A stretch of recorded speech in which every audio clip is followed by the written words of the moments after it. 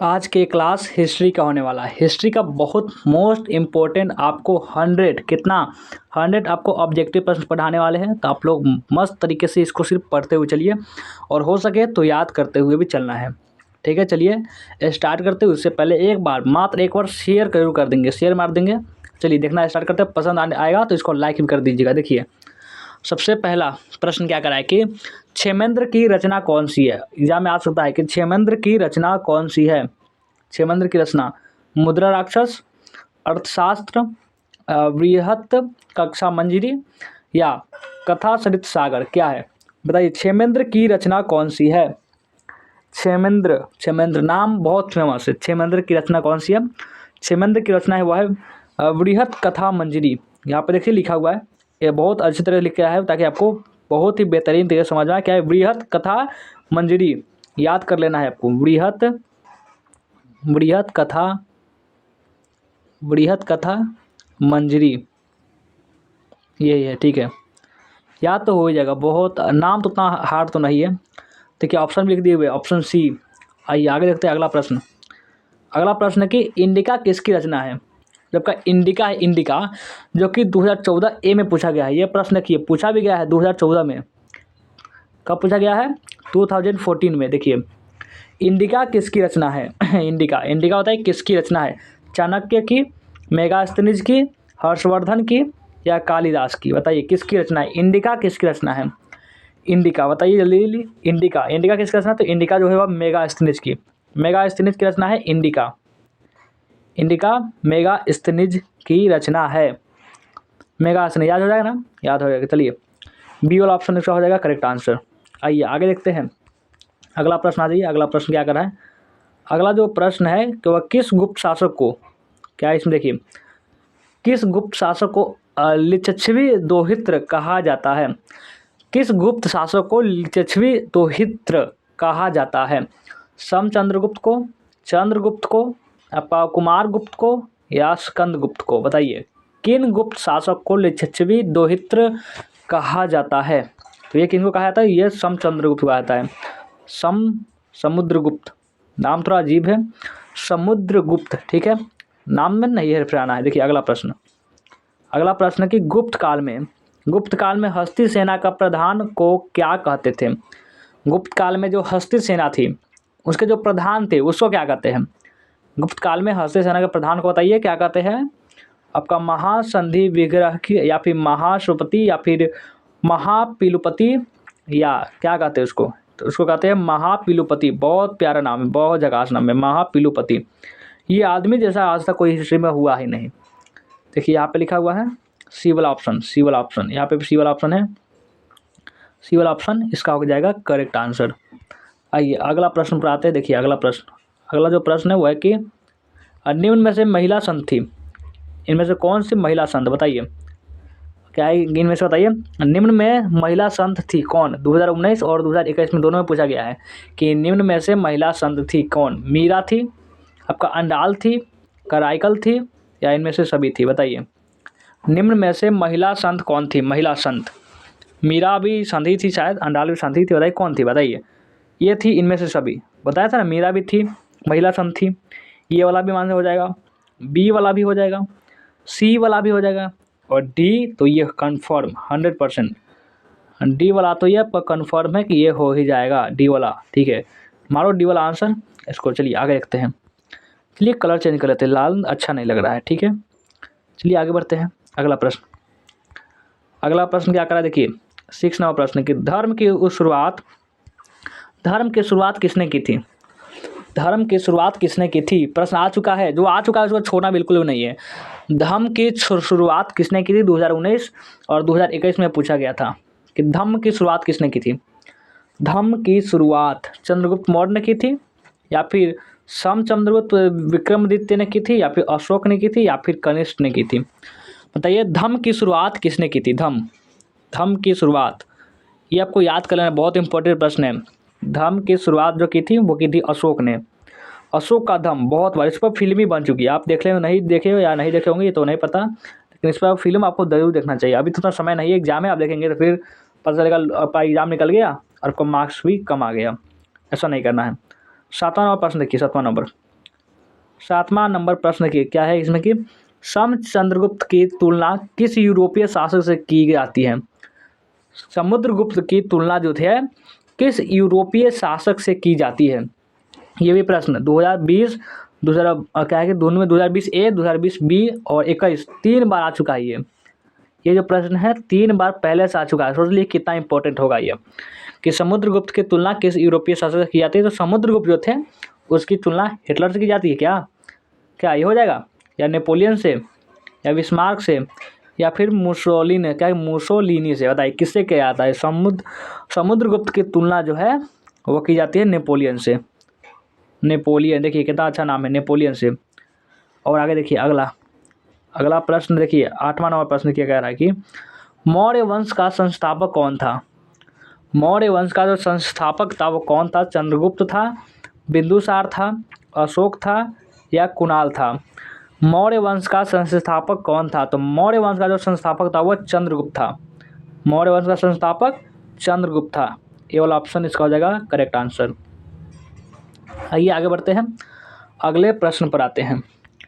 अगला प्रश्न फटाफट आ जाइए। हाँ अगला प्रश्न देखिए क्या करा है कि चंद्रगुप्त की मृत्यु कहाँ हुई थी। चंद्रगुप्त की मृत्यु बताइए कौन सी जगह। आदमी को जन्म और मृत्यु तो कितना पूछा आता है। क्या कि चंद्रगुप्त की मृत्यु जो डेड वो कहाँ हुई थी, किस जगह पर हुई थी। पाटलिपुत्र में, या तक्षशिला में, या श्रवणबेलगोला में, या फिर उज्जैनी में। चंद्रगुप्त की मृत्यु कहाँ हुई थी, जल्दी बताइए जल्दी। चंद्रगुप्त की मृत्यु कहाँ हुई थी। चंद्रगुप्त की जो मृत्यु हुई थी वो थी श्रवणबेलगोला में हुई थी। आगे बढ़ते हैं, अगला प्रश्न 10 नंबर देखिए। 10वां प्रश्न क्या है, चंद्रगुप्त मौर्य किस धर्म को मानने वाले था। चंद्रगुप्त जो मौर्य थे वो किस धर्म को मानते थे, बताइए जल्दी से। 4 ऑप्शन दिया गया सामने। पहला है बौद्ध धर्म, दूसरा है जैन धर्म, तीसरा है शैव धर्म, चौथा है कि वैष्णव धर्म। चंद्रगुप्त मौर्य थे वो किस धर्म को मानने वाले थे। चंद्रगुप्त जो मौर्य थे वो किस धर्म को, बताइए जल्दी से। चंद्रगुप्त मौर्य वह जैन धर्म के मानने वाले, जैन धर्म। बी वाला ऑप्शन इसका हो जाएगा करेक्ट आंसर। बी वाला ऑप्शन करेक्ट आंसर। देखिए ये है आपका, याद हो जाएगा ना, याद कर लेना है। किसी भी हाल में छोड़ेंगे तो फिर वही वाला बात है, मार दिया जाए कि छोड़ दिया जाए। इसमें मारना ही पड़ेगा, नहीं मारेंगे तो आप खुद ही आपको मार देगा। देखिए हिस्ट्री आप लोग पढ़े होंगे, इसमें सीखते नहीं। देखिए इसमें बताया गया है जो द्रोणाचार्य था, बता रहे आपको द्रोणाचार्य ये क्या हो रहा है कि जब ये युद्ध लड़ रहे हैं, मान के चलिए ये लड़ रहे हैं युद्ध, युद्ध लड़ रहे हैं। और इसमें जो इनका जो बेटा है अश्वत्थामा, उसको जो पांडवों ने बता रहे कि अश्वत्थामा मारा गया, ये भावुक हो जा रहे द्रोणाचार्य। ये भावुक हो जा रहे कि मेरे बेटे को मार दिया, कैसे मार दिया, क्यों मार दिया, रोने लग रहे हैं। और उसमें जब हथियार, जब आप मान लीजिए आप युद्ध के मैदान में और अपना हथियार नीचे करेंगे, सामने वाला मारे तो देगा, उसका तो कोई ऑप्शन थोड़ी ना होगा, उसका कैसे भी उसको जीतना है। और ये क्या कर रहे हैं, ये बहुत, इनका सामना कोई नहीं कर सकता। फिर वो भाव हो जा रहे हैं, पुत्र मोह में पड़ जा रहे हैं। इसलिए कहा था कि कभी जो ये संसार है मोह माया है, ये द्रोणाचार्य जो है क्या इसलिए तो मारेगा। परशुराम कितना शिष्य हुए, परशुराम के कितना शिष्य थे, चलिए वो भी आपको इसके बारे में डिस्कस कर दे रहे हैं, आपको हिस्ट्री कम से कम तो क्लियर हो जाए। देखिए परशुराम के जो थे वो 3 शिष्य थे। पहला आपका कर्ण, नहीं पहला, अब शुरुआत से बताते हैं आपको, ऐसे आपको समझ में तो आने वाला है नहीं। देखिए सबसे पहला था कौन, पहला था आपका भीष्म, और दूसरा कौन था, दूसरा था आपका द्रोण, और तीसरा था कर्ण। देखिए तीन महाबली परशुराम जी के शिष्य 3 थे, और तीनों को जब पांडवों के जब सभी विरुद्ध में खड़े थे भीष्म। अब इसको क्या मजबूरी थी, चलिए वो भी आपको बताते हैं। भीष्म इसकी मजबूरी थी कि हम कुछ भी हो जाए, हम हस्तिनापुर के खिलाफ कोई भी शस्त्र उठाए उसको मारेंगे, कैसे भी करके जो भी उठाए। और ये भी नहीं लिया था कि वो क्योंकि जो न्याय के लिए उठा रहे थे, क्योंकि अगर नहीं, जो पांडवों ने उसको अपना राज्य लेना था इसलिए वो आक्रमण किए थे। और द्रोण ऐसा क्या साथी था, ये था जो राजा, देखिए ये एक है प्रजा है, और जिसका भी अगर राजा पर संकट आता है सभी प्रजा के साथ देते हैं, इसलिए द्रोण साथ दे रहे हैं, इसको कोई मजबूरी है। और कर्ण ये मित्रता के बंधन में, ये कोई इसका लेन देन नहीं है, ये भी पांडवों का सबसे बड़ा भाई है, फिर भी ये इनके मित्रता, ये दुर्योधन को वचन दे रहा है कि कुछ भी हो जाए मैं तुम्हारे साथ हमेशा रहूंगा। तो इसलिए वो लड़ रहे हैं, यानी तीनों अपने अपने काम से लड़ रहे हैं, बिजी है। और इसमें क्या कर रहा है कि भीष्म जो है ये भी एक से धुरंधर योद्धा है, यानी कि ये किसी जीत नहीं पाता। जो आपका हो गया एक बार बात करें अर्जुन भीष्म नहीं, अर्जुन, भीम, नकुल, सहदेव, युधिष्ठिर, कोई नहीं, जीत ही नहीं पाता। पूरा ब्रह्मांड में सबसे कोई इसका नहीं था जो भीष्म जैसा क्या कि योद्धा को हरा सके। और ये द्रोण द्रोण इनके पास भी, यानी कि भीष्म जब जैसे इसके भी पराक्रम था, कर्ण जिसके पास स्वर्ण कवच और कुंडल थे, और भीष्म को तो इच्छा मृत्यु के वरदान भी प्राप्त था। कर्ण के पास कवच और कुंडल था, जिस कारण सभी जितने भी शस्त्र थे वो नाकाम हो जाते थे, यानी वहाँ पे आकर टूटकर वो गिर जाते थे। तीनों को कैसे मरवाया कृष्ण जी ने, देखिए कृष्ण ने कैसे मरवाया इसको, भीष्म को। सबसे इसका हमने श्रीखंड खड़ा कर दिया, क्योंकि भीष्म जानते थे भीष्म को कि ये स्त्री के सामने शस्त्र ना उठा पाएंगे, तो इसलिए क्या भीष्म को हमने श्रीखंड खड़ा कर दिया। और भीष्म तो कहे कि अब धनुष त्यागे, पीछे से अर्जुन तीर चला दिया, मारेगा भीष्म। और दूसरा द्रोण, अब द्रोण कैसे मारा गया, द्रोण जो था वह जो पंचाल के राजा था उसको हराया था, उसको जो राजा था उसको आधा तक उसमें दान में देना चाहता था, या फिर उसने हरा पिया था। तो द्रोण ने क्या किया, तो इसका जो बेटा था धृष्टद्युम्न, वो क्या किया, जब भी द्रोणाचार्य क्या करे, इसको अश्वत्थामा था उसमें बोला है कि अश्वत्थामा का मारा गया, वो मायूस हो जा रहा है, वो अपना धनुष जैसे नीचे रखा, आया धृष्टद्युम्न मार दिया, गर्दन से उड़ गया उसका। दो भी परास्त हो गए, बच गया तीसरा कौन, लास्ट वाला वो कर्ण। और इसको क्या किया, ये भी अनिति, जैसे वो अब जा रहा है, उसको जो पहिया है वो फंस जा रहा है दलदल में। अब का जो अर्जुन है वो बढ़ जा रहा है रथ पर कि इसको पहिया निकाले दो फिर मारेंगे। कृष्ण जी बोल रहे हैं कभी उठाओ, नहीं तो बाद में ना मार पाओगे। फिर क्या करते हैं, वही अर्जुन फिर तीर चला रहा, तीनों महाबली योद्धा परास्त। ये होता है क्या कि रणनीति, चाहे छल से हो, कपट से हो, कैसे भी करके मारना है बस।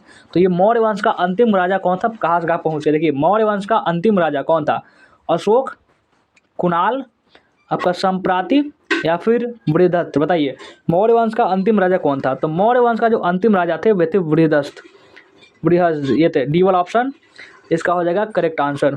आइए अगला प्रश्न पर, मौर्यकालीन क्या कि मौर्यकालीन टकसाल का प्रधान कौन था, मौर्यकालीन टकसान, बताइए मौर्यकालीन टकसान का जो प्रधान था वो कौन था, कोषाध्यक्ष या फिर मुद्राध्यक्ष या फिर पन्याध्यक्ष या फिर लव्यन्याध्यक्ष, बताइए मौर्यकालीन टकसाल का प्रधान कौन था। तो मौर्यकालीन टकसाल का जो प्रधान थे उनका नाम था पन्याध्यक्ष, सी वाला ऑप्शन इसका हो जाएगा करेक्ट आंसर। आइए आगे बढ़ते हैं, अगला प्रश्न, ये देखिए 13 नंबर प्रश्न क्या करा, 13 नंबर, ये 13 नंबर प्रश्न की मौर्य वंश की राजधानी कहाँ थी, मौर्य वंश की जो राजधानी थी कहाँ थी, बताइए मौर्य वंश की राजधानी कहाँ थी। जो मौर्य वंश की जो राजधानी थी ना, मौर्य वंश की राजधानी वह विदिशा में थी, क्या सही बोल रहे हैं, विश्वास है, या विदिशा में थी कि दिल्ली में थी कि पाटलिपुत्र में थी कि राजगीर में थी, बताइए कहाँ थी। मौर्य वंश की जो राजधानी थी वह कहाँ थी, तो मौर्य वंश का राजधानी कहाँ है, वो तो पाटलिपुत्र में ही है 100%। ये कभी चेंज हो सकता है क्या, ये आपका 100.1% कभी चेंज नहीं हो सकता, ये वही के वही रह जाएगी, आप ज़रूर चेंज हो जाएंगे।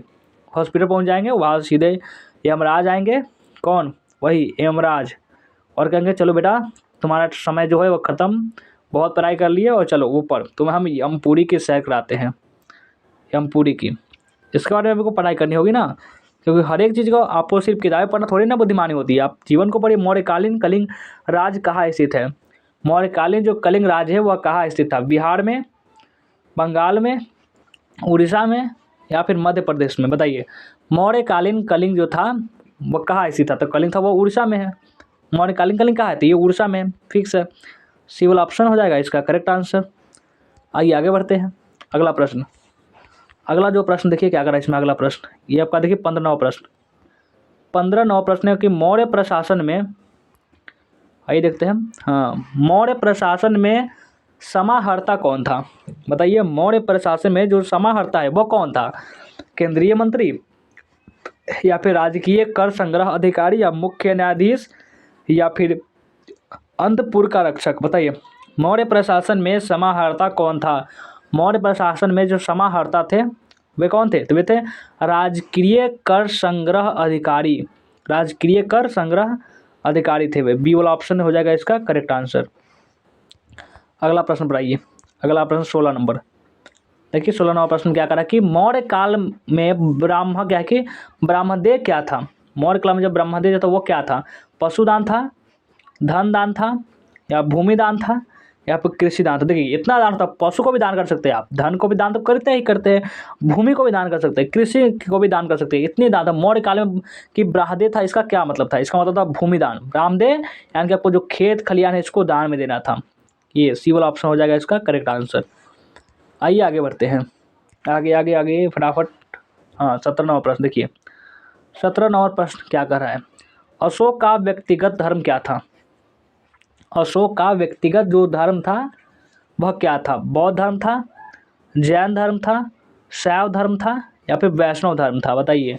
अशोक का व्यक्तिगत धर्म जो था वो क्या था। अशोक का व्यक्तिगत धर्म, तो बताइए जल्दी से कमेंट में। इसका आंसर आपको देना है सिर्फ कमेंट में, इस नहीं बताएंगे। चलिए आगे देखते हैं अगला प्रश्न। हाँ जल्दी आ जाइए, बड़ा हो जाओ बड़ा। हाँ वही अब समझ आएगा। देखिए अशोक किस वंश का शासक था। प्रश्न बहुत इंपॉर्टेंट, देखिए कितना बार पूछा गया। अशोक जो था वह किस वंश का शासक था। 2010 में पूछा गया है, 2014 में पूछा गया है, 2020 में पूछा गया है, 2021 में पूछा गया है। इतनी बार पूछा गया है कि अशोक जो था वह किस वंश का शासक था। नंद वंश का, या मौर्य वंश का, या गुप्त वंश का, या फिर चोल वंश का। बताइए किस वंश का शासक था। अशोक जो था वह किस वंश का शासक था। तो ये जो अशोक था ना, ये मौर्य वंश का शासक था। ये 100% फिक्स है, मौर्य वंश। आपको एग्जाम में आना है, फ्राक से आपको टिक लगा देना है। बहुत सारे जगह से आप गलत आंसर याद किया होंगे, भूल जाइए उसको। 20वां प्रश्न, अशोक कौन से बौद्ध भिक्षु के प्रभाव। हाँ जल्दी आ जल्दी आ। हाँ अशोक कौन से बौद्ध भिक्षु के प्रभाव में आकर बौद्ध धर्म का समर्थक बन गया। अशोक कौन से बौद्ध भिक्षु के प्रभाव में आकर बौद्ध धर्म का समर्थक बन गया। बताइए उपगुप्त, उपाली, राधागुप्त, नागसेन। बताइए अशोक कौन से बौद्ध भिक्षु के प्रभाव में आकर बौद्ध धर्म का समर्थक बन गया। तो वे कौन से, ये आपका उपगुप्त, वो उपगुप्त के जो आगे उसके संपर्क में आ गए और ये बौद्ध धर्म का जो समर्थक यानी कि उसका साथ देने वाले बन गए। आइए अगला प्रश्न पर आते हैं। अगला प्रश्न देखिए, अगला प्रश्न क्या है कि 21वां प्रश्न है अगला प्रश्न कि राजगृह को नगर वधु का नाम क्या था। राजगृह के जो नगर वधु थे उसका क्या नाम था। राजगृह के नगर वधु, बताइए नाम तो बहुत फेमस है, क्या होगा इसका आंसर बताइए। राजगृह को नगर वधु का नाम पड़ा क्यों। माघवी, माघवी कारण, या फिर अम्बापाली के कारण, या फिर तिरछर रक्षिता के कारण, या फिर सालवती के कारण। राजगृह को नगर वधु का नाम था किस लिए, वह था किस लिए, तो वह सालवती। क्या हो जाएगा, सालवती। राजगिरी को नगर वधु का नाम था सालवती। हम 22वां प्रश्न के 22वां प्रश्न किसने लिखा है। किसने लिखा है, वास्तविक सुकर्म वह है जिससे प्रजा सुखी तथा प्रसन्न हो। क्या कि किसने लिखा है, वास्तविक सुकर्म यानी सुख और क्या कि सही काम वह है जिससे प्रजा जो लोग है वह सुखी और प्रसन्न हो। कौन किसने कहा है, मेगास्थनीज जी ने लिखा है, चंद्रगुप्त ने लिखा है, या फिर बिंदुसार ने लिखा है, या फिर ये आपका कौटिल्य ने लिखा है। किसने लिखा है, किसने लिखा है कि वास्तविक सुकर्म वह है जिससे प्रजा सुखी तथा प्रसन्न हो। तो ये लिखने वाले जिसका नाम है कौटिल्य। कौन, कौटिल्य। टेबल ऑप्शन हो गया इसका करेक्ट आंसर। आइए अगला प्रश्न आते हैं। अगला प्रश्न आइए फटाफट से 23वां प्रश्न, चंद्रगुप्त मौर्य के काल में कलिंग की राजधानी थी कौन, कहाँ। चंद्रगुप्त मौर्य के जो काल में कलिंग की राजधानी थी वह कहाँ थी। तक्षशिला में थी, उज्जैनी में थी, तोसानी में थी, या फिर पाटलिपुत्र में थी। बताइए कहाँ थी। चंद्रगुप्त मौर्य के काल में कलिंग की जो राजधानी थी वह तक्षशिला थी, उज्जैनी थी, वह तौसाली थी, या फिर पाटलिपुत्र थी। बताइए कहाँ थी। तो वे थी आपका, तो ये आपका तौसाली। सीवल ऑप्शन इसका हो जाएगा करेक्ट आंसर। तौसाली थी, यानी कि जो चंद्रगुप्त मौर्य के काल में कलिंग की राजधानी थी तो वह तौसाली थी। अगला 24वां प्रश्न देखिए, आर्यभट्ट कहाँ का वासी था।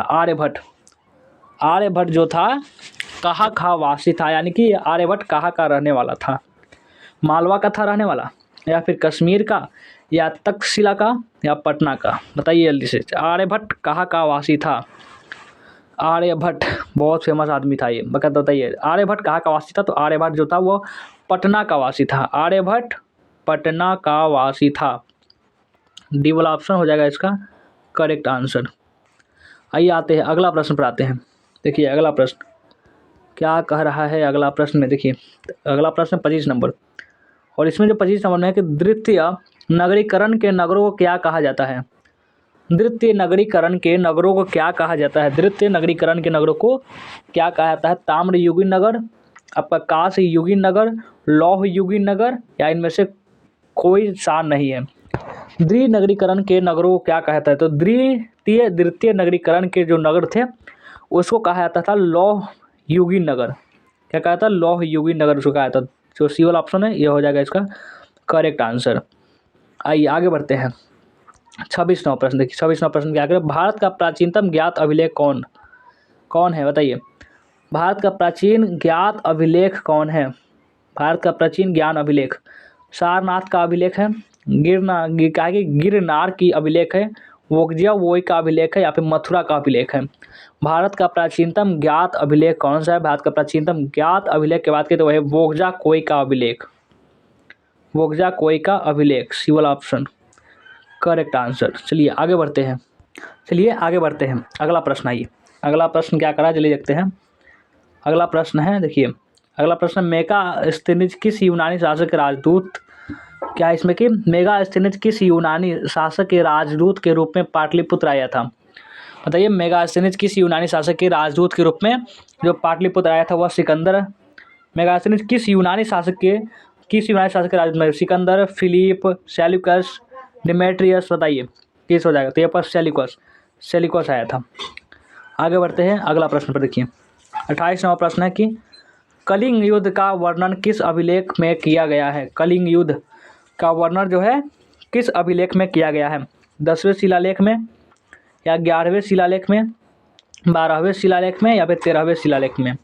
कलिंग युद्ध का जो वर्णन है वो किस अभिलेख में किया गया? तो जो कलिंग युद्ध का जो वर्णन है वो 13वें शिलालेख में किया गया है। कलिंग युद्ध का वर्णन 13वें शिलालेख में किया गया है। ऑप्शन नंबर जाएगा वो डी वाला हो जाएगा इसका ऑप्शन नंबर करेक्ट आंसर। आइए आगे बढ़ते हैं। अगला प्रश्न 29 नंबर। देखिए 29वां प्रश्न क्या कर रहा है कि चीनी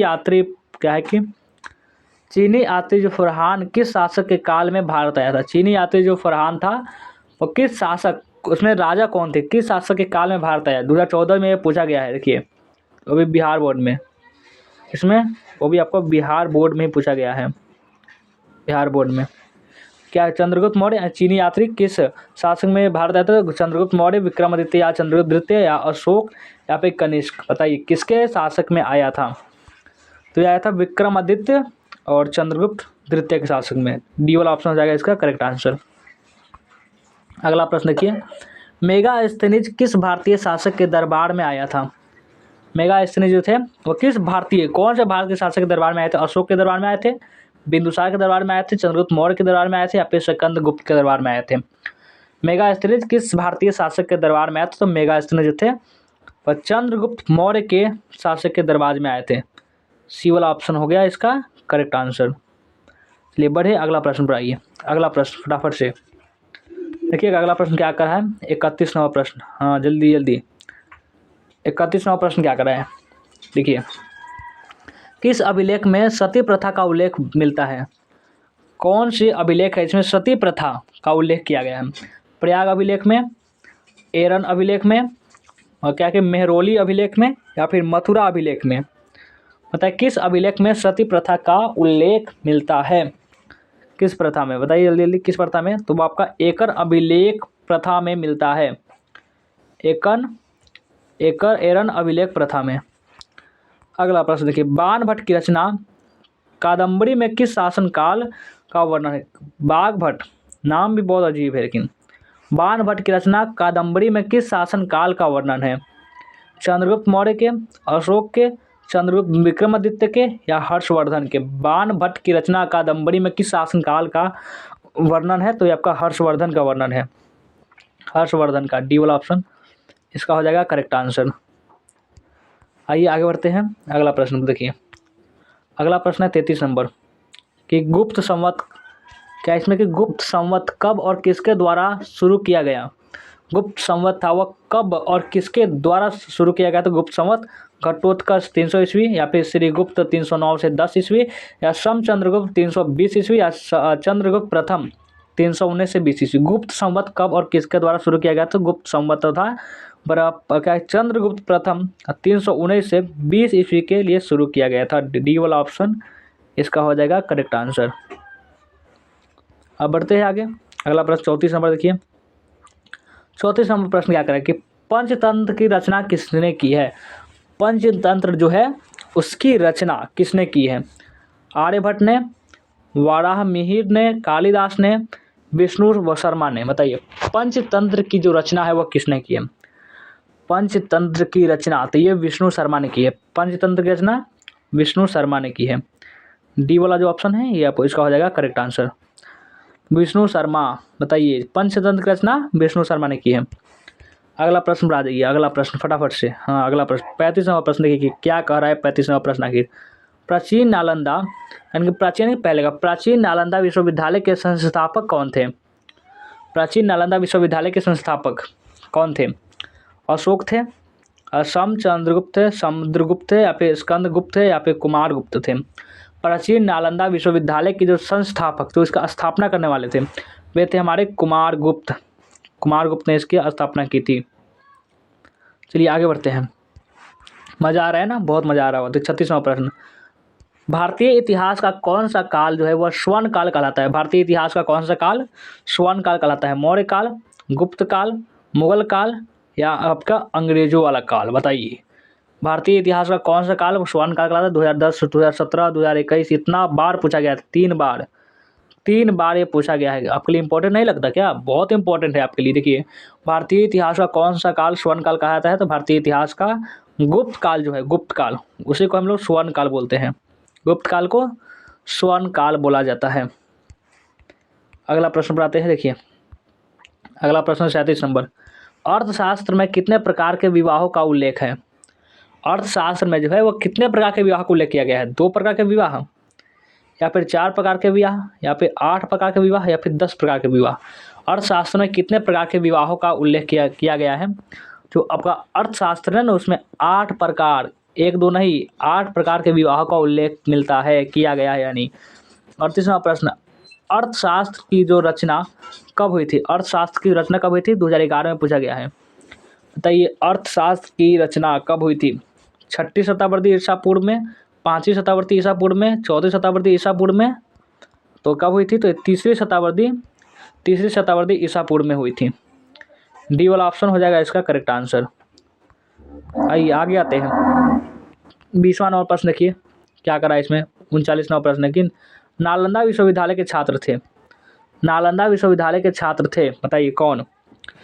नालंदा विश्वविद्यालय के छात्र थे या फरहान, हेनसोंग, हर्ष, या कुमारगुप्त? बताइए कौन थे? नालंदा विश्वविद्यालय के जो छात्र थे, नालंदा विश्वविद्यालय के छात्र वे थे हेनसोंग थे इसके। नालंदा विश्वविद्यालय के छात्र हेनसोंग थे। आइए आगे बढ़ते हैं। 40वां प्रश्न, 40वां प्रश्न, किस गुप्त शासक को उसके सिक्का पर वाणी बजाते हुए दिखाया गया है? किस गुप्त शासक को उसके सिक्का पर वीणा बजाते हुए दिखाया गया है? जो उसका सिक्का जो वीणा बजाते हुए देख रहे हो, कौन है?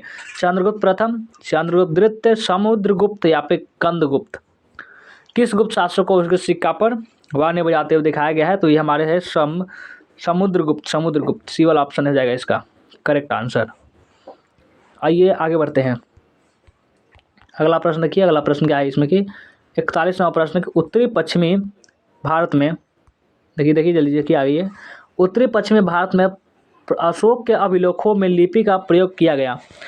उत्तरी पश्चिमी भारत में जो प्राप्त अशोक के जो अभिलेखों में लिपि का जो प्रयोग किया गया वो खरोष्ठी लिपि में, क्या अरामाइक लिपि में, या ब्राह्मी लिपि में, या फिर इनमें से कोई नहीं? बताइए इनमें से क्या हो जाएगा? तो इनमें से आपका खरोष्ठी लिपि हो जाएगा, खरोष्ठी लिपि केवल ऑप्शन हो जाएगा इसका करेक्ट आंसर, ठीक है ना। चलिए आगे बढ़ते हैं। 42वां प्रश्न देखिए, 42वां प्रश्न अशोक के कुल कितने अभिलेख? 42 नंबर प्रश्न आ चुके हैं। अशोक के कुल कितने अभिलेख अभी तक प्राप्त हुए हैं? अशोक के अभी तक कितने अभिलेख आपको प्राप्त हुए हैं? 35, 30, 40 या 44? कितने बताइए जल्दी जल्दी। अशोक के कुल कितने अभिलेख अभी तक प्राप्त हुए हैं? तो अशोक के जो है वहाँ पे 44 अभिलेख प्राप्त हुए हैं। क्या 1-2 नहीं, 44? समझ रहे हैं ना कितना हो रहा है? 44 अभिलेख प्राप्त हुए हैं अभी और होंगे। ये देखिए 43 नंबर, अशोक द्वारा प्रचारित बौद्ध धर्म कहाँ प्रचलित नहीं हुआ? अशोक के द्वारा जो प्रचलित जो बौद्ध धर्म था वह कहाँ प्रचलित नहीं हुआ? 2015 में पूछा गया है ये। सीरिया में, ब्रिटेन में, श्रीलंका में, या जापान में? कहाँ नहीं हुआ? ऐसे बात कर सभी जगह हुआ, फिर भी आप बता दीजिए कहाँ नहीं हुआ। अशोक द्वारा प्रचलित बौद्ध धर्म कहाँ प्रचलित नहीं हुआ था? तो अशोक द्वारा जब प्रचलित बौद्ध धर्म था वह ब्रिटेन में नहीं हुआ था, ब्रिटेन में। ये आपका बी वाला ऑप्शन हो जाएगा इसका करेक्ट आंसर। वह ब्रिटेन में प्रचलित नहीं हुआ था। 44 नंबर प्रश्न देखिए, कि जीवक ने वैद्य की शिक्षा कहाँ से पाई थी? जीवक ने वैद्य की शिक्षा कहाँ से पाई थी? तो ये आपका तक्षशिला से, राजगिरी से, पाटलिपुत्र से या वैशाली से। जीवक ने वैद्य की जो शिक्षा थी, जीवक ने वैद्य की शिक्षा वो प्राप्त की थी तक्षशिला से। तक्षशिला बहुत फेमस जगह था ये, तक्षशिला से उसने प्राप्त की थी। और अगला प्रश्न आइए देखते हैं, अगला प्रश्न क्या, 45 नंबर प्रश्न। 45 नंबर जो प्रश्न है वह जीवक कहाँ का रहने वाला था? जीवक जो था वह कहाँ का रहने वाला था? जीवक अब तक्षशिला का, बनारस का, पाटलिपुत्र का या राजगिरी का? जीवक कहाँ का रहने वाला था? बताइए, जीवक जीवक कहाँ का रहने वाला था? जीवक था वह राजगिरी का रहने वाला था। जीवक राजगिरी का रहने वाला था। याद हो जाएगा ना बहुत अच्छे से। आप स्मार्ट बच्चे याद तो कर ही लेंगे, कैसे भी करके याद कर लेना है, बहुत इंपॉर्टेंट आपका प्रश्न है। जीवक की ख्याति किस रूप में की थी? जीवक की जो ख्याति वह किस रूप में थी? बताइए, व्यापारी के रूप में जीवक की ख्याति थी, या प्रशासनिक अधिकारी के रूप में जीवक की ख्याति थी, या वैद्य के रूप में थी, या फिर बौद्ध भिक्षु के रूप में थी? जीवक की ख्याति किस रूप में थी? जीवक की जो ख्याति थी वह वैद्य के रूप में थी। वैद्य के रूप में, वैद्य के रूप में। सी वाला ऑप्शन इसका हो गया करेक्ट आंसर। अब आइए अगला प्रश्न पर देखते हैं। अगला प्रश्न क्या है? अगला प्रश्न में क्या कर रहा है? अगला प्रश्न 24 नंबर प्रश्न आ चुके, 24 नहीं है अभी, 24 होगा अभी, 47 नंबर प्रश्न आ चुके हैं।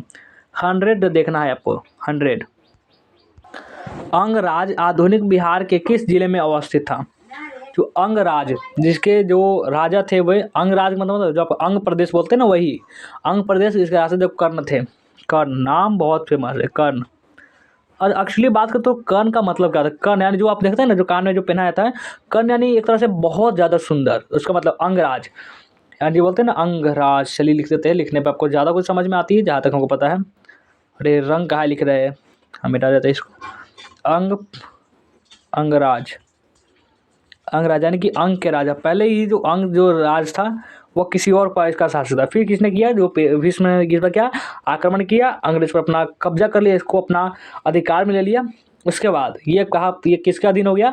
ये हस्तिनापुर का अधीन हो गया। ये हस्तिनापुर के जो युवराज थे, यानी कि जो आपको दुर्योधन बोले, तो वो अपने कर्ण ने अपने मित्र को इसको दान में दे दिया, यानी कि दान नहीं, उसका राजा बना दिया अंगराज। इसीलिए जो कर्ण का जो धरती हो गया इसका, इसको हो गया कि अंगराज यानी कर्ण, ये कर्ण की धरती अंगराज। आधुनिक बिहार के किस जिले में अवस्थित है? पटना में, नालंदा में, वैशाली में या भागलपुर में? बताइए कहाँ अवस्थित है ये? तो ये भागलपुर में, ये भागलपुर में है। डी वाला ऑप्शन इसका हो जाएगा करेक्ट आंसर। 48 नंबर प्रश्न, बिंबिसार। बिंबिसार का संबंध किस वंश से था? बिंबिसार का जो संबंध था वो किस वंश से था? नंद वंश से था, हड़ेक वंश से था, शिशुनाग वंश से था या फिर मौर्य वंश से था? बिंबिसार का संबंध किस वंश से था? बताइए। बिंबिसार का जो संबंध था वह हड़ेक वंश से था। हड़ेक हड़ेक हड़ेक, ये बहुत नाम फेमस है बहुत। बी वाला ऑप्शन इसका हो जाएगा करेक्ट आंसर। चलिए आगे बढ़ते हैं, आगे बढ़िए। 49 नंबर, जरासंध का संबंध किस वंश से था? जरासंध का जो संबंध था वह किस वंश से था? हड़ेक वंश से था, बृहद्र वंश से था, नंद वंश से था या मौर्य वंश से था? जरासंध का जो संबंध था, जरासंध नाम याद रखिए, जरासंध जो कृष्ण के सबसे बड़े दुश्मन थे। किसके? कृष्ण के। जरासंध, जिसने जो कर्ण थे, तो कर्ण ने भी इनको पराजित किए थे। किसको? जरासंध को, जो कि जरा को संधि की गई थी, यानी कि इनको कोई मार नहीं सकता था। इनके जो मान के चलिए जो आपका शरीर है, या आपको कैसे शरीर बनाया जाता है हमको तो पता भी नहीं है। मान के चलिए ये आपका हो गया, ये आपका मुंह हो गया, यहाँ पे आँखें, आपको नाक हो गया, और ये जो आपका हाथ हो गया, ये दोनों, ये पैर हो गया, इन पैर मान के चलिए ये आदमी है। तो ये जो हम ये आदमी का जो नाम है इसका जरासंध। जरासंध, जरासंध क्या, इसको भोगा नहीं, कहा मार भोग ले तो कुछ नहीं होता। इसको जो इसका दोनों टांगों को पकड़ चीरा जा सकता था, और कोई उपाय था नहीं, क्योंकि इसको जरा के संधि के गए थे, इसका एक तरह से वरदान मिला था कि कोई मार ना पाएगा, इसको सिर्फ चीरा जा सकता है, फाड़ा जा सकता है। इसलिए कर्ण इसको फाड़ने वाले थे, एक टांग पर टांग रखे, फिर इसने क्या किया कि समर्पण कर दिया कि मैं हार गया हूँ, तो इसलिए वो मान गया। तो इसलिए जरासंध का जो संबंध किस वंश से था? बताइए किस वंश था, जो कृष्ण का बहुत बड़ा दुश्मन था? तो ये बी वाला ऑप्शन बृहद वंश था। बृहद वंश, जरासंध संबंध ये आपका लिख दे रहा है, नहीं तो आपको फिर भूल जाएंगे। बृहद, बृहद वंश था, वंश था। चलिए आगे बढ़ते हैं, अगला प्रश्न 50 नंबर देखिए। तक्षशिला किस राज्य में स्थित है? तक्षशिला अभी अभी बताए थे किस राज्य में? मगध में, अंग में, गांधार राज्य में या मल राज्य में? बताइए तक्षशिला जो है वह किस राज्य में स्थित है? तक्षशिला या गांधार राज्य? जो आप याद है ना, गांधार, नरेश, गांधारी, ये सब। जो शकुनी नाम तो बहुत फेमस है। शकुनी मतलब होता है बाज, शकुनी, यानी कि महाभारत का ये मुख्य कारण था। ये नहीं होता तो दुर्योधन को कोई भड़काता नहीं, अब उसको कोई भड़काता नहीं तो वह द्रौपदी की साड़ी खींच लेनी। द्रौपदी की साड़ी नहीं खींच जाती तो ये महाभारत होता नहीं, पांडवों ने प्रण लेता नहीं। तो यही सभी कारण ये था, शकुनी था, गांधार नरेश का बेटा था, क्योंकि बहुत सारे मर गए थे और एक बच गया था, और उसने कौरवों और पांडवों को दोनों को लड़ाने का जो संकल्प ले लिया था। ऐसे में हमेशा बताया गया है, बहुत सारे आप सीरियल देखे होंगे, इसमें यही बताया गया है कि वो हमेशा दुर्योधन के पक्षी, लेकिन वो चाहता था कि दुर्योधन भी, पांडवों का भी नाश हो, कौरवों का भी नाश हो, दोनों का नाश हो चाहता था। 51 नंबर प्रश्न देखिए। 51वां प्रश्न है कि सेल्यूकस ने अपनी पुत्री का विवाह किस राजा से किया था? सेल्यूकस जो था अपनी पुत्री, अपनी बेटी का जो विवाह था किस राजा से किया? अशोक से किया, बिंबिसार से किया, चंद्रगुप्त मौर्य से किया या फिर कनिष्ठ से किया? बताइए सेल्यूकस ने अपनी पुत्री का जो विवाह था वह किस राजा किस राजा था? हाँ, किस राजा से किया? वह किया था किससे? वह चंद्रगुप्त मौर्य से किया था, चंद्रगुप्त मौर्य से। याद है ना, बहुत फेमस आदमी है ये, तो छोड़ना बिल्कुल भी नहीं है। किस सेल्यूकस ने अपनी पुत्री का विवाह किस राजा से किया? तो वह था चंद्रगुप्त मौर्य राजा। बहुत इंपॉर्टेंट है ये प्रश्न के। 52 नंबर प्रश्न, धर्म विजय का उल्लेख अशोक ने किस शिलालेख में है? धर्म विजय यानी कि धर्म का विजय और अधर्म की पराजय, ये तो सदियों चला है। प्रभु राम में यही कहते हैं। देखिए वो मर्यादा पुरुषोत्तम थे, इसलिए जो समुद्र था उसके हाथ जो रहे थे, और वही लक्ष्मण जी को भेजा होता तो अपने धनुष उतारते, मार 2-3 तीर, समुद्र खत्म, और वापस चल जाते कहाँ? लंका। तो ये जो, लेकिन राम जी का तो बहुत सारे धर्मों को चर्चा भी करना था, प्रसार भी करना था, उनका बहुत सारा अलग उद्देश्य था, वैसे इसलिए वो सबसे अलग रामायण में आप देखे ही होंगे नजर आते। धर्म विजय का उल्लेख अशोक ने किस शिलालेख में? 11वें, 12वें, 13वें या 14वें? बताइए कौन सा वे? तो यह हो जाएगा आपका 13वें शिलालेख में। सी वाला ऑप्शन इसका हो जाएगा करेक्ट आंसर। चलिए अब बढ़ते हैं हम आगे अगले प्रश्न पर। अगला प्रश्न फटाफट से, हाँ 53 नंबर प्रश्न देखिए। 53 नंबर प्रश्न है, कालिदास किसके समकालीन थे?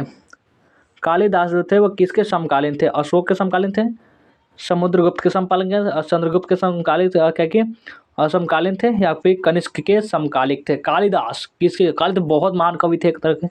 कालिदास किसके समकालीन थे? तो कालिदास चंद्रगुप्त के समकालीन। चंद्रगुप्त तृतीय, दो है ना, दो इसका मतलब है द्वितीय, ये 3 इसका मतलब है तृतीय, ये इसका मतलब है चौथा, ये इसका मतलब 5वां। आप कहेंगे क्या पढ़ा रहे हो सर, इसका ये भी हम नहीं पता तो हम तो मूर्ख हो गए।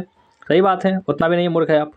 मूर्ख होते तो आप 12th में 10th पास ही नहीं करते, 10th पास नहीं करते, 12th में आते नहीं, 12th में आते नहीं तो हमें जानते नहीं, हमसे पढ़ते नहीं। और लेकिन 54वां प्रश्न, भारत का नेपोलियन किस शासक को कहा जाता है? भारत का नेपोलियन नाम बहुत फेमस है, मानना पड़ेगा।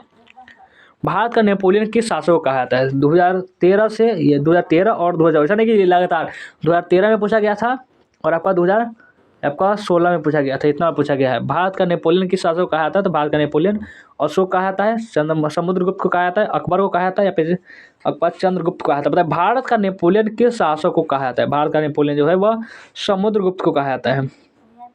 बी वाला जो ऑप्शन है यही हो जाएगा इसका करेक्ट आंसर। आगे बढ़ते हैं, आगे देखिए, हाँ कहा गया 55वां प्रश्न, मगध की प्राचीन राजधानी कहाँ थी? मगध की जो प्राचीन राजधानी थी, मगध की राजधानी कहाँ है? पाटलिपुत्र, राजगिरी, वैशाली या गया? मगध की जो प्राचीन राजधानी थी वह थी राजगिरी। कहाँ थी? राजगिरी। बी वाला ऑप्शन हो गया इसका करेक्ट आंसर। मगध की प्राचीन जो राजधानी थी वह, मगध की राजधानी बताइए, मगध की राजधानी थी राजगृह में। अगला प्रश्न 56 नंबर, याद हो जाएगा ना, मगध की राजधानी राजगृह। 56वां प्रश्न, मगध का प्राचीनतम गजवंश कौन था? गजवंश, देखिए गज का जो मतलब होता है वो हाथी का एक तरह से नाम है, क्योंकि हमारे गणेश जी भी है, वो हाथी वाला मुंह है उनका। एक बार तो पाताल में पहुंच गए थे तो वह के जो राजा थे उनको मजाक उड़ाने लगे थे, वो क्या नाम था? वासुकी, हाँ वही।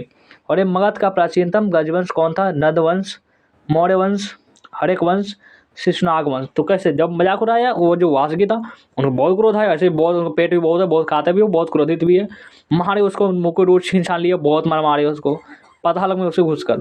और मगध का प्राचीनतम राजवंश कौन था? तो ये था हमारे हड़ेक वंश का। हड़ेक नाम बहुत फेमस है, हड़ेक वंश। क्या क्वेश्चन था? क्वेश्चन फिर से पढ़ लिए। मगध का प्राचीनतम गजवंश कौन था? यह था हड़ेक वंश। आइए आगे आते हैं 57 नंबर प्रश्न पर।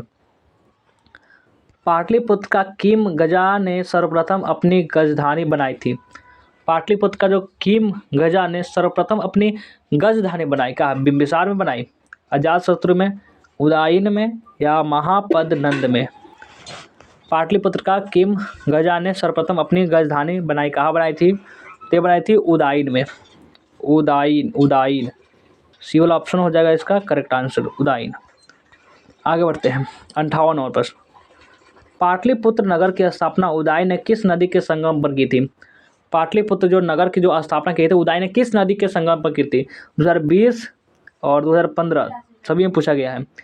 पाटलिपुत्र नगर की स्थापना उदयन ने किस नदी पर की? गंगा, सोन, पुनपुन या इनमें से क्या? इनमें से सभी के संगम पर। बताइए तो ये क्या हो जाएगा इसमें से? इनमें से सभी के संगम पर, डी वाला ऑप्शन।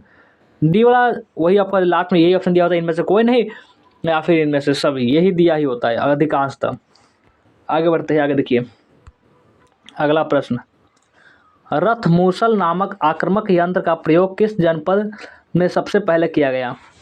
रथ मूसल नामक आक्रामक यंत्र का जो प्रयोग था वह किस जनपद में सबसे पहले किया गया था? बताइए, काशी में किया गया था, वैशाली में किया गया था, मगध में किया गया था या कौशल में किया गया था? बताइए, रथ मूसल नामक आक्रामक यंत्र जो था ना, इसका प्रयोग किस जनपद में पहले किया गया? बताइए कमेंट में। आपका ये मगध में किया गया था, मगध में, मगध, सी वाला ऑप्शन इसका हो जाएगा करेक्ट आंसर। आगे देखिए 40वां प्रश्न। ताम्रलिप्ति बंदरगाह अवस्थित था। ताम्रलिप्ति बंदरगाह जो था वह अवस्थित था, कहाँ पे अवस्थित था? गुजरात में या फिर केरल में या फिर बंगाल में या फिर महाराष्ट्र में? ताम्रलिप्ति बंदरगाह अवस्थित था। ताम्रलिप्ति जो बंदरगाह था वह बंगाल में क्या अवस्थित है? सी वाला ऑप्शन, बंगाल में। चलिए बढ़ते हैं आगे अगले प्रश्न पर। अगला प्रश्न देखिए क्या कर रहा है। अगला प्रश्न बहुत इंपॉर्टेंट प्रश्न है कि इलाहाबाद प्रशस्ति का लेखक कौन है? इलाहाबाद प्रशस्ति का लेखक कौन है? 2013 में पूछा गया है, 2015 में पूछा गया है, 2017 में पूछा गया है, 2020 में पूछा गया है, 2021 में पूछा गया है। इतनी बार पूछा गया है, 1 2 3 4 5 5 बार पूछा गया है ये। कि तब सोचिए कितना इंपॉर्टेंट होगा कि इलाहाबाद प्रशस्ति का लेखक कौन है? कालिदास है, शुदक है, हरिशन है, रविकीर्ति है। बताइए, इलाहाबाद प्रशस्ति का जो लेखक है वो है हरिशन। कौन है? हरिशन। इलाहाबाद प्रशस्ति का लेखक हरिशन है।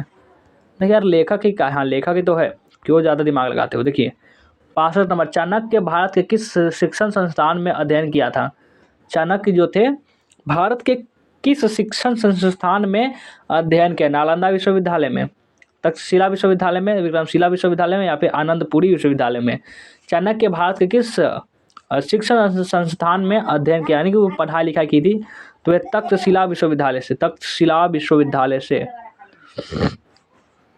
आगे आते हैं, अब आगे देखिए फटाफट से क्या है इसमें। 63 नंबर। प्राचीन भारत में आनंदपुरी विश्वविद्यालय कहाँ स्थित था?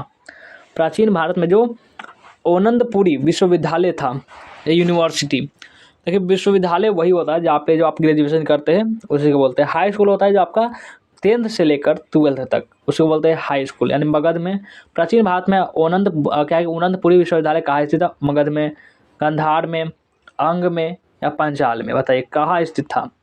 तो वह था मगध में, मगध। ए वाला ऑप्शन इसका हो जाएगा करेक्ट आंसर। 64 नंबर प्रश्न किए कि शक संवत की शुरुआत कब से मानी जाती है? शक संवत की जो शुरुआत है वो कब से मानी जाती है? 82 ईस्वी से, 78 ईस्वी से, 76 ईस्वी से या 72 ईस्वी से?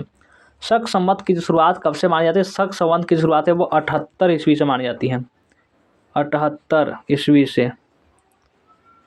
चलिए आगे बढ़ते हैं, आगे आ जाइए आगे अगला प्रश्न पर। 65 नंबर प्रश्न के विश्व में पाई जाने वाली पहली धातु थी? विश्व में पाई जाने वाली पहली धातु बताइए कौन थी? लोहा, तांबा, चांदी या टीन? विश्व में पाई जाने वाली पहली धातु पहली धातु वो थी तांबा। विश्व में सबसे पहले धातु के बाद जब भी बात होगी तो अब जरूर बात होगी तांबा की। सबसे पहली धातु तांबा ही थी।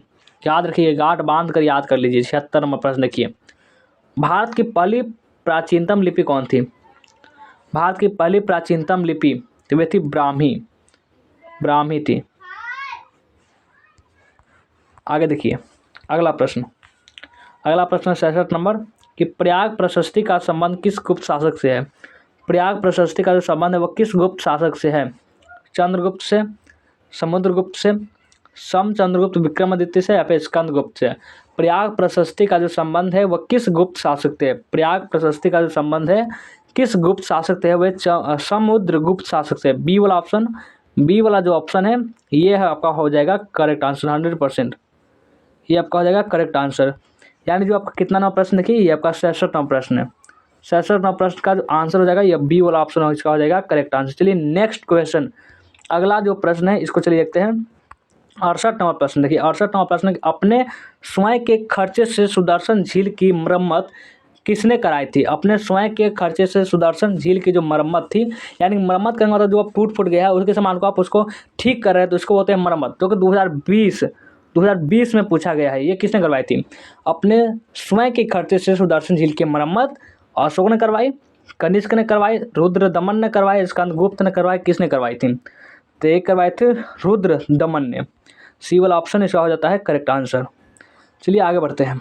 अगला प्रश्न, अगला प्रश्न है कितना नंबर देखिए, ये प्रश्न क्या कि आपका देखिए 69 नंबर प्रश्न, अशोक किस वंश का शासक था? बताइए अशोक जो था किस वंश का शासक था? 2020 में पूछा गया है ए में। अशोक किस, आपने कितना बताया हुआ मौर्य वंश का शासक था, फिर क्यों टाइम वेस्ट कर? देखिए मौर्य वंश, अशोक जो था वो मौर्य वंश का शासक था। बहुत सारे वंश थे, नंद वंश थे, पाल वंश थे, वंशों की कमी थोड़ी ना थी। और देखिए 97 प्रश्न, 97 प्रश्न देखिए, अर्थशास्त्र के लेखक कौन थे? अर्थशास्त्र के लेखक कौन थे? 2015 में पूछा गया है, 2020 में पूछा गया है, 2021 में पूछा गया है। अर्थशास्त्र के जो लेखक थे वे वाल्मीकि थे, वेद व्यास थे, मेगास्थनीज थे, कौटिल्य थे। अर्थशास्त्र के जो लेखक थे कौन थे? अर्थशास्त्र के लेखक का नाम था कौटिल्य। अर्थशास्त्र के लेखक का नाम था कौटिल्य। आइए आगे बढ़ते हैं।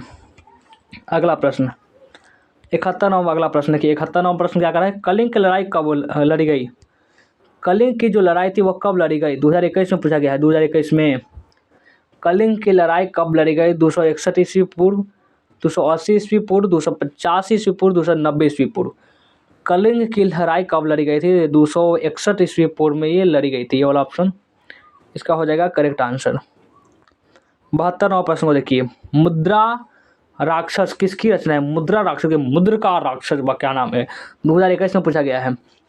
मुद्रा राक्षस किसकी रचना है? कौटिल्य की, विशाखदत्त की, मेगास्थनीज की, या फिर इनमें से कोई नहीं?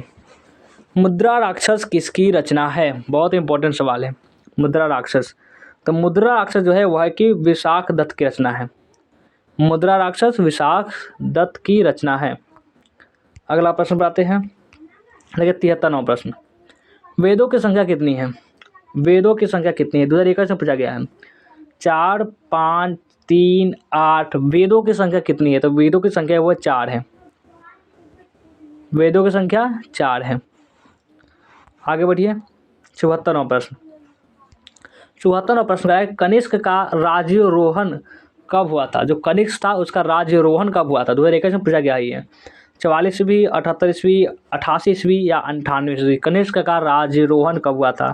तो 78 ईस्वी से, 78 ईस्वी में हुआ था ये। चलिए आगे बढ़ते हैं। अगला प्रश्न 75 नंबर, 75 नंबर प्रश्न कि माल विक्रामित्य, क्या कि माल विकाग्निमित्य किसकी रचना है? 2021 में पूछा गया है। कालिदास की रचना है, पतंजलि की रचना है, कलहन की रचना है, विशाखदत्त की रचना है। माल विक्राग्निमित्र किसकी रचना है? तो ये रचना है ये कालिदास की रचना है। ए वाला ऑप्शन है इसका करेक्ट आंसर। अगला प्रश्न 76 नंबर, प्रयाग प्रशस्ति स्तंभ अभिलेख किस लिपि में है? प्रयाग प्रशस्ति स्तंभ जो है अभिलेख किस लिपि में है? देवनागरी में, ब्राह्मी लिपि में, शारदा लिपि में, गुरुमुखी लिपि में? किस लिपि में आखिर? तो ये ब्राह्मी लिपि में है। बी वाला ऑप्शन हो जाएगा इसका करेक्ट आंसर। चलिए आगे बढ़ते हैं। आगे अब 2 ही प्रश्न बचा हुआ है। 100 तो नहीं था, 2 ही प्रश्न बचा हुए, चलिए देखते हैं। धम्म महामंत्रों का किसने नियुक्त किया? 2021 में पूछा गया है। चंद्रगुप्त मौर्य ने, अशोक ने, कनिष्क ने, बिंदुसार ने। धम्म महामंत्र को किसने नियुक्त किया? तो ये अशोक ने किया था। बी वाला ऑप्शन इसका हो गया करेक्ट आंसर। आइए अगला 78 नंबर प्रश्न। जीवक वैद्य किस वंश के काल में थे? जीवक वैद्य किस वंश के काल में थे? 2021 में पूछा गया है ये। मौर्य में, गुप्त, हड़क, कुषाण। जीविक वैद्य किस वंश के काल में थे? जीविक वंश के तो ये हड़क वंश के काल में थे। सी वाला ऑप्शन इसका हो जाएगा करेक्ट आंसर। तो आज का ये महामैराथन क्लास आपको कैसा लगा हमें कमेंट करके जरूर बताएंगे, और वीडियो को लाइक नहीं किए होंगे तो लाइक कर देंगे, शेयर कर देंगे, जो भी नए बच्चे होंगे इसे सब्सक्राइब भी कर लेंगे, और कमेंट निश्चित रूप से आपको करना ही करना है। चलिए वीडियो को एंड करते हैं, मिलते हैं फिर नेक्स्ट वीडियो में।